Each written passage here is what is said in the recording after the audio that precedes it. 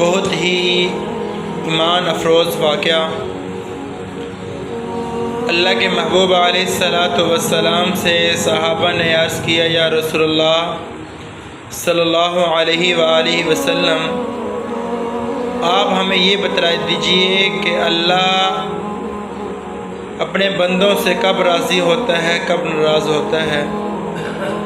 اللہ کے محبوب علیہ الصلاۃ والسلام نے ارشاد فرمایا، اے میرے صحابہ، جب موسم کے وقت، ضرورت کے وقت بارشیں آئیں تو سمجھ لینا کہ اللہ اپنے بندوں سے راضی ہیں۔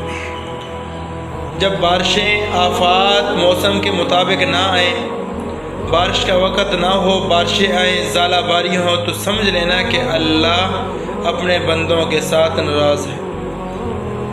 تو فرمایا کہ جب ناراضگی ہو تو اس وقت توبہ استغفار اللہ کے سامنے کی گڑا کر اپنے گناہوں سے معافی مانگے، اور آئندہ نہ کرنے کا عزم ہو تو اللہ اپنے بندوں سے راضی ہو جاتے ہیں، اور مانگنے پر اللہ خوش بھی ہوتے ہیں اور عطا بھی فرماتے ہیں۔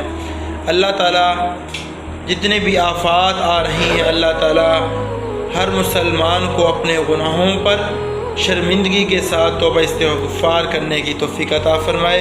السلام علیکم ورحمۃ اللہ۔